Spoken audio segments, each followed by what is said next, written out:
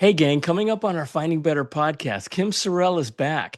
And this time she's going to talk about her experience teaching Harvard University about heart led leadership.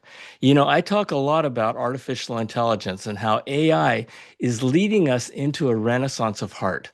Well, here we go, because Harvard University is even getting into it. Please share this. It's something that, it's your choice. It's your choice to live with heart and at home, at work, in your entire life. And Kim is going to talk about that. This is a wonderful, wonderful episode. Please share it. Here we go.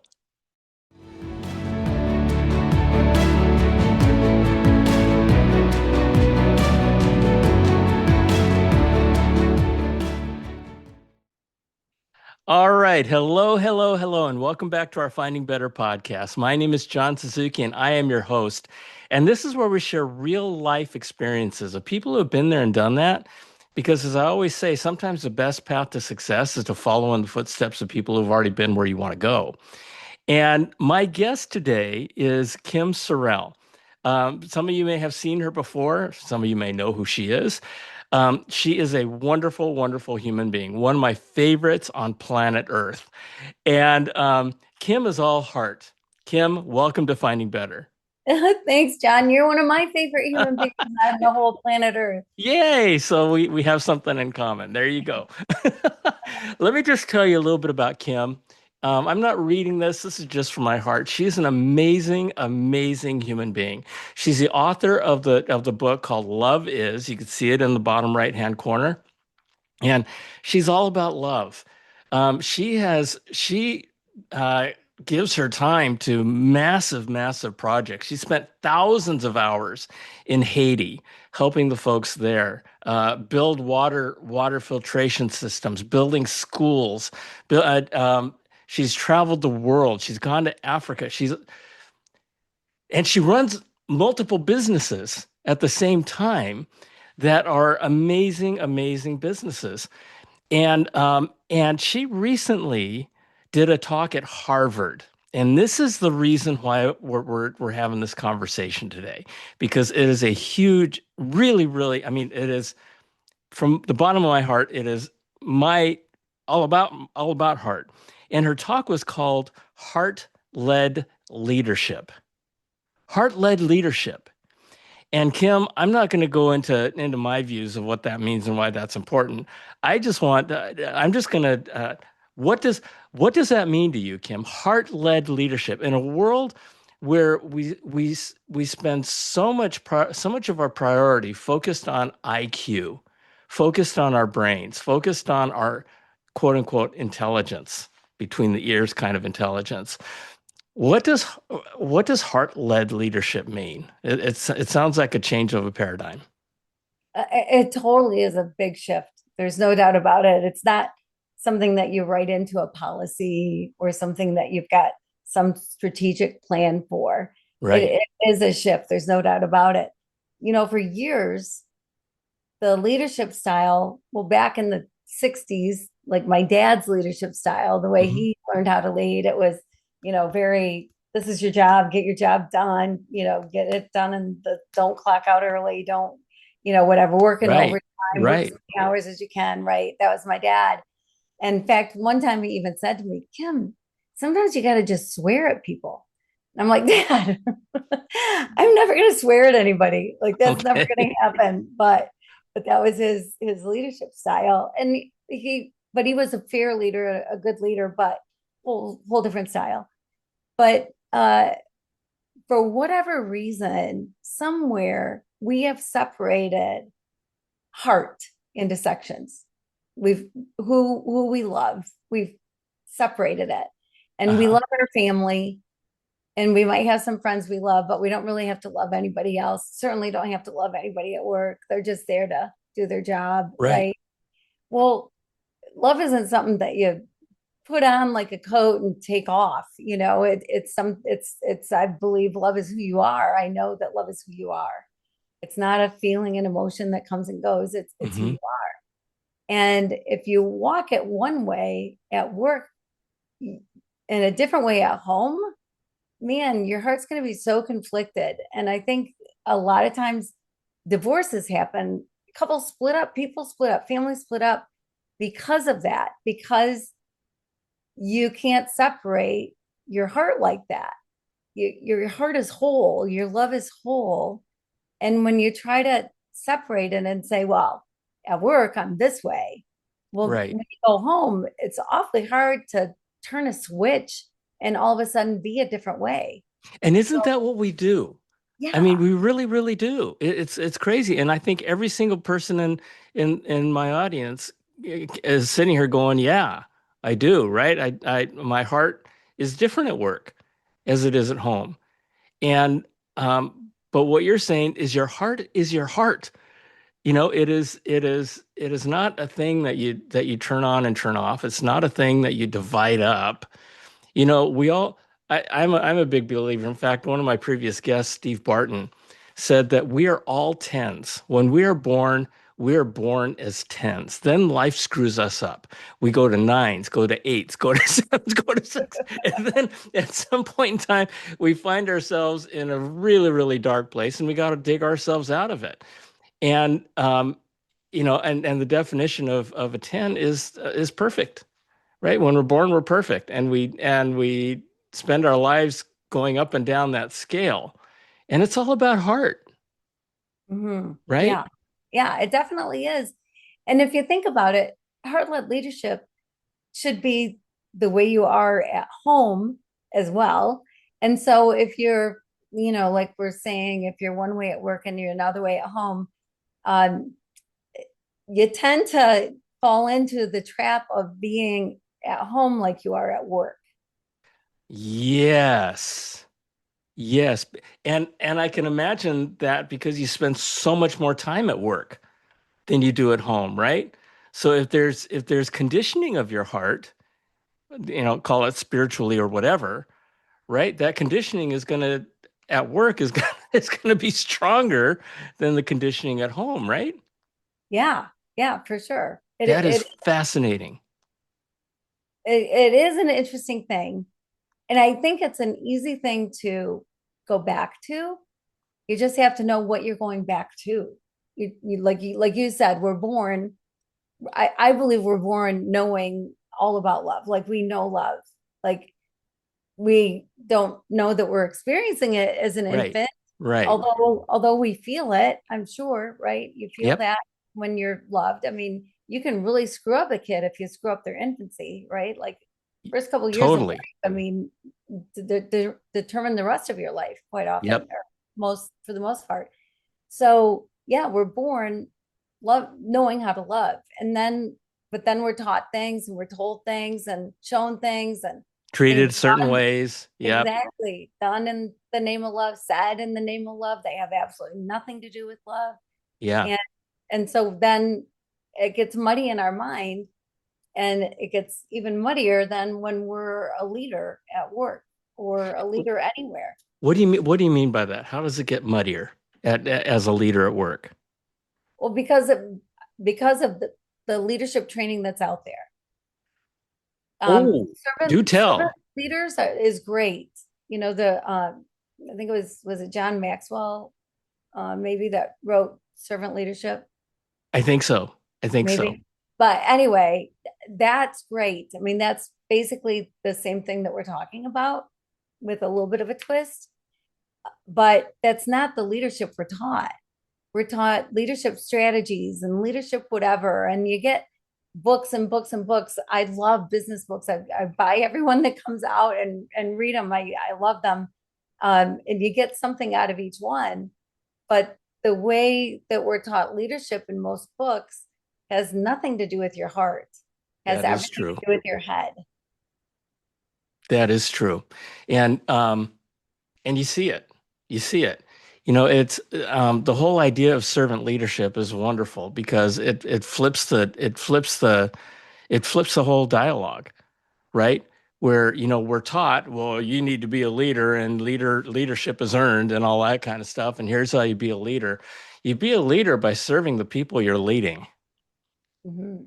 and taking care of them and realizing that is, when my kids will tell you, My son is, I don't know, he's 37 now. My daughter's 35. And if you were to ask them, what is one of the earliest memories you have of your dad? They will tell you that one of the things I always taught them is always take care of the little ones. Always take care of the little ones.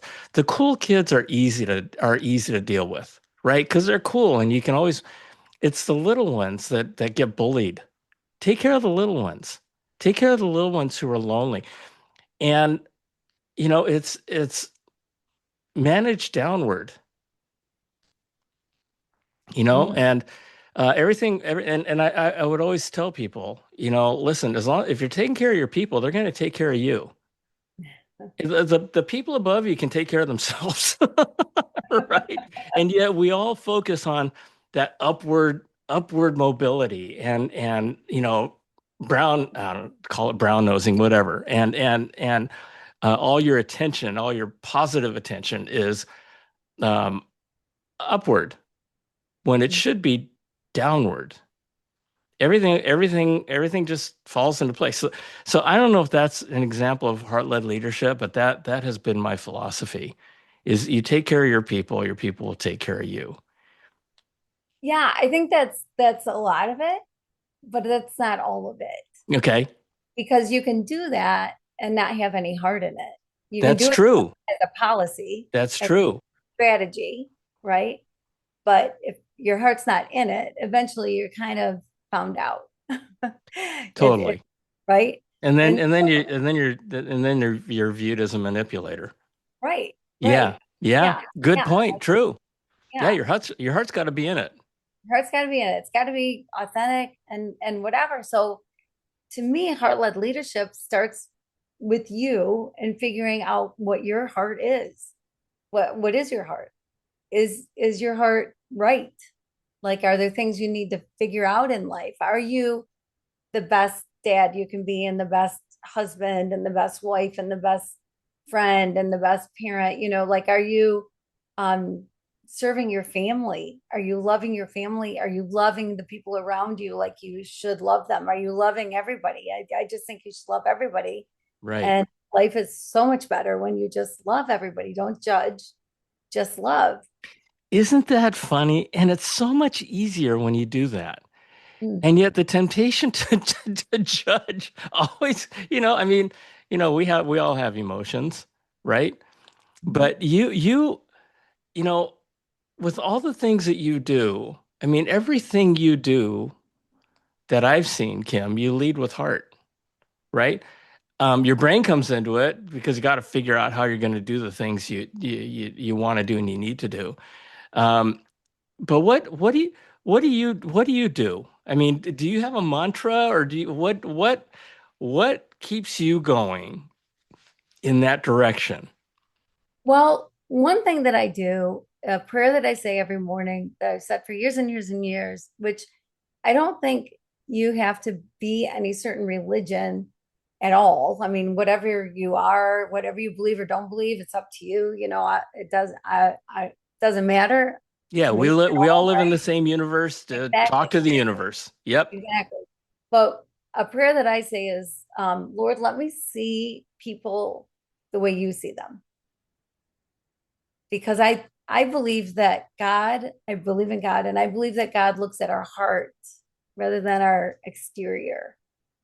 And that's what he's looking at, is our heart. And so I pray, I want to see that. I want to see people for their hearts rather than, because it can be so easy to judge people, right? Like, Oh my gosh, I yes. saw this little clip on Facebook or on whatever, where this guy, this he was a big guy, big black guy, and he had a do-rag on, kind of, he was dressed decent, but like jeans and a t-shirt, whatever. And he walked into this workspace, and these two white guys come over and go, "What are you doing here?" And he said, "Well, I'm analyzing your whatever." And they said, "We don't need it analyzed." And said, "Well, according to your boss, you do, because he sent me in here to do this." And they're like, "Well, what do you even, they're kind of questioning if he even knows anything." And so he starts saying some things, and they're like, "Well, that's just a little thing." And he said, "Well, little things matter, whatever. He's just talking. And then it comes out though that of course they were judging him because of his appearance. They were judging him because here was this guy that sitting at their desk that they didn't think was capable Right. because of how they Right. feel about whoever. And come to find out, he knew a whole lot more than they did. And that's just the truth in life in general. Yep. When you judge by Totally. the exterior, I heard this thing one time, John, about tattoos. Uh, Hmm. because tattoos, some people like them, some people don't. If you have them, fine. If you don't, fine. I heard it when tattoos were just kind of getting popular, Hmm. and it was that we all wear a uniform, whatever our uniform is, but we dress like the people that are like us in school, at work, whatever. It's like we wear a uniform. And so it kind of categorizes us. And the one thing that can make you truly uniquely you, completely you, is a tattoo. Because you might have the uniform on, but you have this tattoo, and that makes you different. Yeah. So it, it's recognizing that we're all different. We're all Yeah. individual. We're all different. We all have value, and appreciating that and looking for it. I love that. I love that. I love that so much, Kim, that I wrote a book about it. It's called The T-Rex Who Didn't Eat Meat. And I told you about it. I'm hoping to publish it in the next 30 days. But it's a kid's rhyme book that starts with there once was a T-Rex who didn't eat meat. It just didn't suit him as something to eat. And the storyline goes into how he just wants to become friends with all the other dinosaurs. But they look at him and they all scream and run. And then eventually it goes into another T-Rex comes into town and wants to eat all the other dinosaurs. This little T-Rex named Hank saves them all. And then they all come out and they go, "Oh my gosh, we didn't know you wanted to meet us. We thought you wanted to eat us," kind of thing. And but the story is about don't judge someone by the way they look, and look at their heart. Look at their heart. And and so it is so, so true. And I'm guilty of it, right? And even, it's so interesting how we connect dots. And, he is therefore, right? He's a jerk. He just honked at me. Therefore, he's an asshole, right? But when you look at it from the perspective of what you just said, Kim, let me see people, Lord, the way you see them. All of a sudden that changes everything, right? Because if I'm present at that time, I'm going to go, that guy might be having a really bad day. I wonder what his heart's all about. Mhm. You know what I mean? Yeah, yeah, absolutely. I mean, it's just so true. So the whole thing is a shift in the way you approach life, really, because Yeah. it's a heart-led leadership, but really it's a heart-led life. And one of the things that you said about work, your heart, your work heart and your home heart and your friend heart and all that stuff. We wear different masks, right? Ooh, that's interesting. We wear different masks. But what I think I heard you say is that your heart can't be masked. Your heart is your heart. So anyway, I'm going off on a little bit. So one of the things that you hear people say every once in a while is it's nothing personal, mate. It's just business, Right, right, right. right? Yeah. I mean, that flies in the face of what you just said of your work heart and your home heart. Of course, it's personal. Everything's personal, Because we're right? people. That's Huh? what that's what it, because we're people. That's Because what it we're means. people. Yeah, yeah. And so I think that next time someone says that to me, I'm going to say, dude, check your heart. You're not going to know what the heck I'm talking about, but at least I'm going to say it. All right. Make them think, make them What's think. that? You'll make them think. Yeah. Yeah. Really. Um, okay, I want to shift our conversation a little bit to today. People, because I've years ago, this is 12 years ago, I would often say as I was speaking, because I did a lot of speaking, that we are going to experience a renaissance of heart. And my theory was that, and I've been in technology since mainframes became PCs, since the 1980s. And we have had generations of all these different technologies, new technologies. I mentioned the PCs, and then came I don't know, came distributed computing, and then came the mobile phone, and then came e-commerce. All these different things that came up, and with each generation, we got so smart, we forgot our heart. And so my theory was that AI was going to happen. Because when I was talking about this, it was in the days of machine learning, the predecessor of AI. And what my thought was that AI is going to take care of the intelligence part of our lives. AI, machines are going to be able to do things our brains can't do, that the human brain cannot do. And at some point in time, we would be relegated to our humanity. And fast forward to today, I'm actually starting to see that happen. I'm actually starting to see, I mean, if you're a developer, I mean, AI can do development work. No matter what you're doing, AI can do it to a certain level, and more so as we move forward. So as you talk about heart-led leadership, I see it as being very, very relevant in the times we're living today. Have you thought about that? Yeah, I agree with you entirely. I think that it's been true for a while that we've needed a renaissance of heart, that we've needed that Right. in our society and societies around the world. Uh, but yes, absolutely, even more so now. Because computers are impersonal. They might act like they're personal sometimes, but they're Right. not human.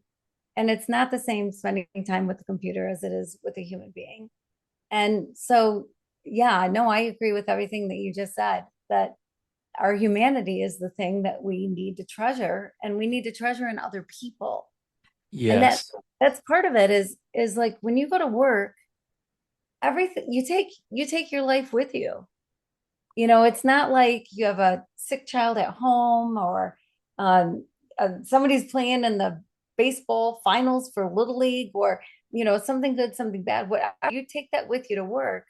It's not like you leave it at home. It's part of your life. You have one of those. It's part of your life. And if nobody's ever asking, if you never find out about people, working with them is only going to ever be so good. But if instead you take a moment at the meeting and you say, "Hey, Tom, your kid was in the Little League finals. What happened?"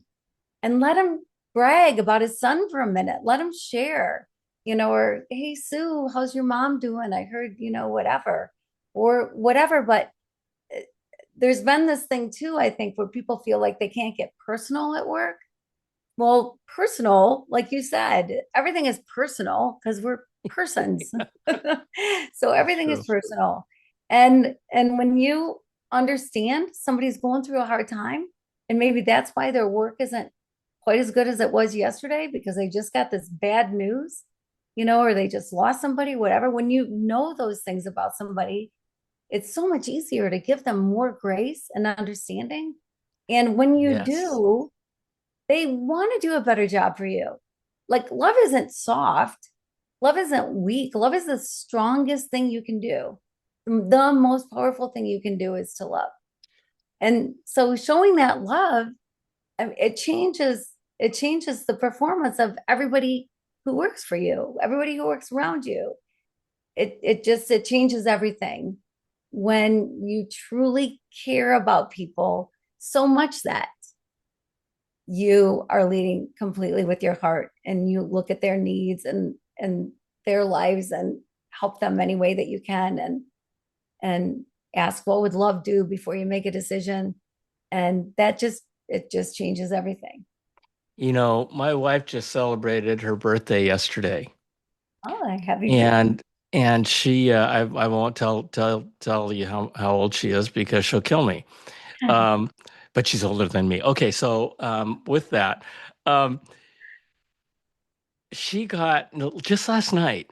We were talking, and she says, "Wow." I said, "What?" She says, "I got all these happy birthday messages from all these people," and she started reading them. And she must have gotten happy birthday messages from 30 people. And it just lifted her. It just lifted her, right? Because they remembered and they thought enough to take the moment to wish her happy birthday. And something so little, something so small, right? I would ask everybody out there, um, whose birthdays you know, right? And if you are a leader, do you know the birthdays of all the folks that you are presumably leading? You know, that's actually a pretty good litmus test. If, I I was at a funeral of a dear friend of mine, and he was a fourth degree black belt in karate and a fourth degree black belt in Japanese swordsmanship. And so at his celebration of life, we had his sword out there, we had his black belt, and I can and a lot of people from his former work came to his celebration of life. Nobody knew about that part of his life. Nobody knew that he was a fourth degree black belt in karate and there was a fourth degree black belt. That's a big deal. And it was a huge part of his life. And nobody knew. They're like, what? Everybody was like, what does a sword mean? And wow. Now, if they only knew that while they knew him, I mean, that Right? might have changed their relationship, right? And Yeah. they would have had different conversations. And as you were just talking, I thought of that. And I thought, wow, what little we really know about people. People who we spend so much time with at work, right? Mhm. Just take a little bit of time to get to know them a little bit more, you know? Yeah. Yeah. It They makes don't a care how difference. much you know until they know how much you care. Yeah. And if you Yeah. show them that you care, um, it's magic. Right. It's And it's magic. got to be real. It's got to be authentic, right? Right. You So, keep so saying how do that you to make me. that shift? Yeah. So how do you I make the think we're shift? going to have a sidebar after this. John, it's got to be real. You got to be real. I'm sorry. Go But ahead. it's okay. Well, a question can be, well, how do you make the shift? How do you go from the way you're leading today at home, Yes. Yeah. at Yeah. the Yeah. neighborhood, on a board, at work, wherever you're leading? How do you make the shift into heart? And it takes practice. It's not something that one day you go, you know what? From this moment forward, I'm leading with heart. I mean, some people maybe could do that. I don't know if it's possible, but it can take some practice because your old ways are built into you already, into your system. And so to change your system, and people might kind of look at you funny sometimes because if you're the boss at work and you make this shift and all of a sudden you're asking things that you've never asked before. And you're sharing things you never shared before. And you're um, saying, oh my gosh, they've got a game at 4 o'clock. Well, get out of here. Go to their game. Don't miss the game. You're doing things differently. When that starts, people might go, who is this guy? Who is this woman? Like, how did this happen? And just go with it. Just keep doing it, but practice and pretty soon you'll realize how great it feels. Your heart is literally a muscle, Mhm. right? And the way you build a muscle is you keep working at it. You keep working it. You keep working it. And the other thing is that it has been clinically proven that the heart has its own intelligence, right? Mhm. It has its own intelligence. Like your brain has intelligence, so does your heart, and so does your gut. Those are the three forms of intelligence. And folks, it's your heart knows, you'll know it when you see it. You'll know it when you see people's reactions towards you and responses towards you change as you change. You'll know it. And better happens at home, Right. right? You make those shifts at home and you go, hey, you know what? I'm actually going to spend 10 minutes of dedicated time hanging out with my kids. I'm going to put my cell phone in the sink. Don't do that. Don't put it in the sink or the toilet, but metaphorically, um, you're going to put your cell phone down and just talk to them. Hey, how was your day? The first time you do that, your kids are going to go, what the hell? Who are you? What did I do something wrong? What are you trying to get at? No, no, no. I just want to know about your day. Why? Why? Why are you doing this? There must be a catch. And so that's where the practice comes in. That's where you keep Right. at it. And eventually, your kids are going to see that you're sincere and you're going to keep doing it and you're going to build on it and you're going to be there at their school events and at their sporting events. And it's just wonderful. But we got to break through especially if you're type A, Mhm. especially if you're type A, right? Where all your priority is around your work.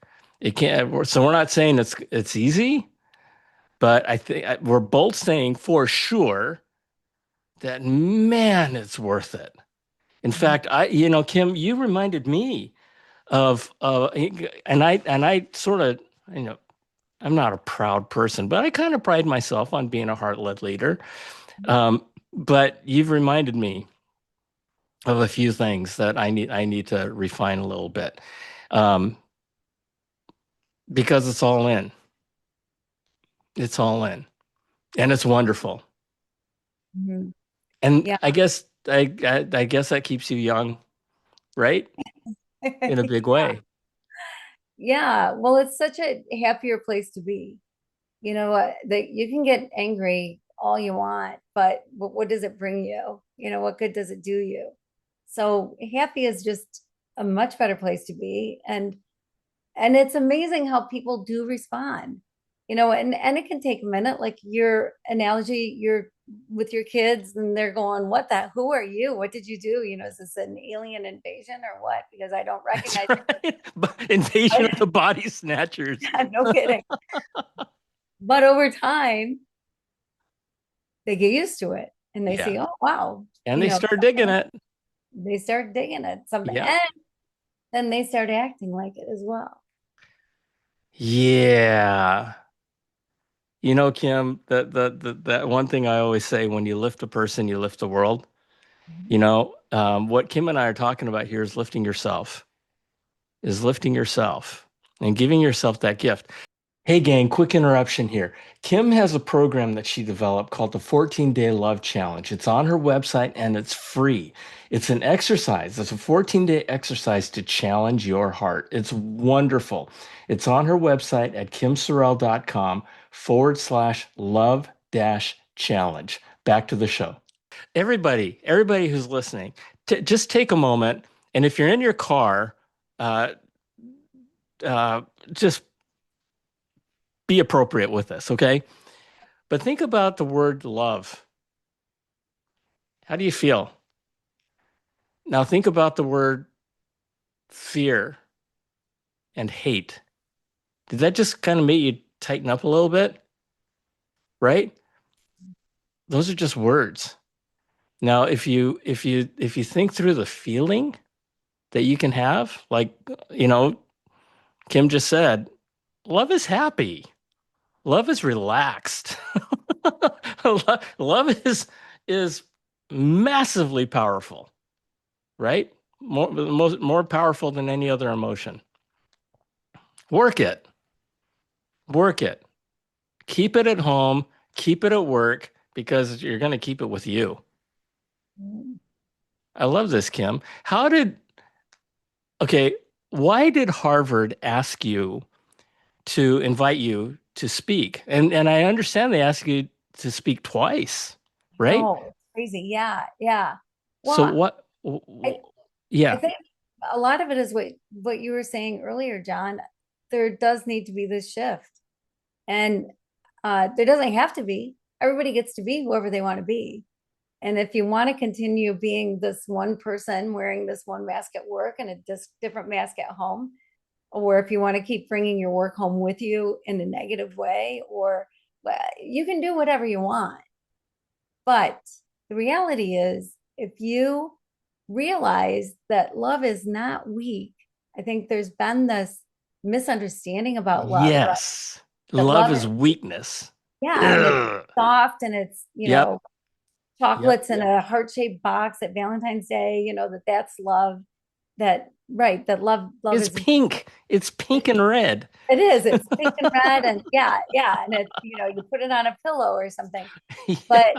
But when you realize that no, you can, and it's better if you do, lead with your heart wherever you are, that love is for everybody everywhere, that you don't have to pick and choose who you love. It's not like you have a jar full of love. And so you got to dole it out carefully because there's only Right. so much, Right. right? Right. No, it's infinite. And so you can love everybody. And you don't have to like everybody, Yes. You right? don't have to like them, but you do gotta love them. Yeah. But and when you lead that way, even the people that you don't like, sometimes you end up liking them after all, because you find out something about them that Yes, you why start they're the way learning they about their are. story. You start learning about their heart. Yes. And you start Yeah. learning about their fears. And yeah, that's where the heart connection comes in. Yeah, I still absolutely. have to learn that. I mean, I've been trying to practice it for years, but I still suck at it a lot of times, right? And it's a lifelong ambition of mine, and we keep working at it. It's that muscle I just talked about. Yeah, yeah. I used to say all the time, love is who you are, because I believe that to be true. Love is who you are. But better said, maybe, is love is who you're becoming. Interesting. I'll have to think about that because you may be becoming something bad, right? Mhm. When I think about that, I think about, when you said love is who you are, I immediately thought of a baby. Okay, that's who we are. Mhm. And again, life, as sucky and wonderful as it is, changes it and takes us to nines, eights, sevens, sixes, right? Now, thinking about what you just said about love is who you're becoming, that whole idea is if you're at a three, we can aspire to become a four, five, six, seven, eight, nine, and eventually 10.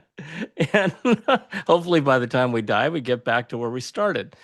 Um, but yeah, folks, try it. You might like it.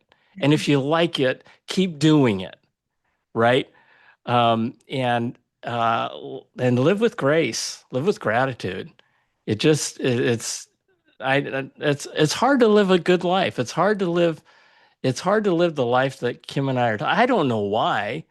I think it's because of the world, but you can make a difference. You can make it. Give yourself peace. Uh, you know, I just want to share this. One of my favorite songs in the whole world is "Let There Be Peace on Earth." You know that song, and let it begin with me. And I thought about that. I loved that for 50 years of my life. It wasn't until maybe 5 years ago that I realized what that song really meant and those words, and let it begin with me. I always thought, let there be world peace and let me be the catalyst of creating a political movement to solve world peace. But it was just a few years ago that I realized that when it says let it begin with me, it meant, I think, let it begin with my own peace. If I can give myself peace, I can give others peace. But it's got to start with me. And it really dovetails nicely with what I said earlier of when you lift others, you lift the world. Mhm. When you give peace to others and yourself, maybe we'll have a chance. Mhm. So, Kim, wrap this up. Yeah, well, um, I could see where someone could listen to this and go, yeah, yeah, yeah, whatever, whatever, la, la, la, rainbows, unicorns. But the reality is, you get to pick. You get to pick.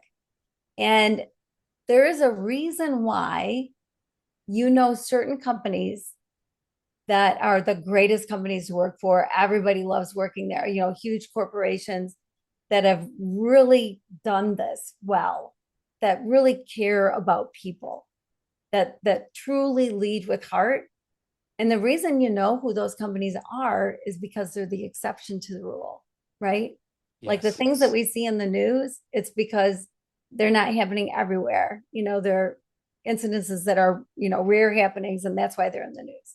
Well, Hmm. it's the same with those companies that people want to work for, people want to be a part of, people appreciate. And at the same time, the companies you'd never want to work for, people you'd never want to work for, be a part of, right? Right. But the companies that people want to work for, the people that people want to be around, you should be able to walk into a room and people feel different when you walk into the room because of how you live love, how you walk love. And you walk into a room differently and because you approach everything and everybody differently. And it's possible for anybody to do. It's free. It's not a strategy. You don't write it down on paper unless you just write down on paper you're committed to it or something. But it starts with you and you can change it starting right this second. It's not like something you have to wait till Monday morning. It's right now. Right now. You can do it right now. I just, as you were talking, Kim, I was just thinking about all of the people I've had as bosses in my life. And to a person, the worst people I've ever reported to didn't lead with heart. They led with their brains, right? They justified their actions in their brains. The best people I've worked for use their brains, but they also led by heart. They cared about their people. Super smart people themselves, but they lived with heart. And I just ask all of you, my audience, to think about that, right? Um, because that was kind of revealing to me just now. And as Kim said, it's your choice. It's your choice. And here's the thing. Here's the bad news to that. Okay. Starting today, you know, your life today is a product of all the choices that you've made in your life so far. And people say, "Well, John, I couldn't choose who I was, my parents." Okay, well, whatever. All right, I say this then. Your life moving forward is going to be the product of the decisions you make from now on. And Kim and I are inviting you to make the choice to choose love. Try it. You might like it. And if you try it and it feels weird, keep trying it. Keep doing it. It's that thing of, you deciding to spend 10 minutes with your kids and your kids are, I mean, I promise you, your kids are going to go, what's the matter, Dad? Are you crying? Are you dying? Mom, what's the matter? Is there something wrong? Why are you doing this? Right? Because you're changing the script. But it's a wonderful thing. And you'll be remembered for it. You will be remembered for it. It'll be your legacy. Kim, how do people learn more about you? Well, I'm literally the only Kim Sorrelle spelled my way in the entire world because my last name has way too many letters, two R's, two E's, two L's. So Kim Sorrelle, SORRELLE.com is my website and everything's on And it's a beautiful name, Kim. there. Um, hey, listen, folks, I'm gonna have Kim back again and again and again because she epitomizes and she personifies love, love, and she shares her own experiences, and we're gonna have lots of conversations. At some point in time, we're gonna convince you. Some point in time, we're gonna convince you, and it's a wonderful, wonderful thing. Kim, thank you for joining me. I love you. God bless you. Thank you for everything that you're doing for the world and helping the world heal and get better. And all of you out there, I love you. God bless you. Thank you for joining us. Share this because the world needs to hear Kim's message. It really does. And we're gonna keep getting it out there. Okay? So with that, thanks again for joining us. Please share this. Please subscribe. It really does help us. And we'll see you next time. Bye.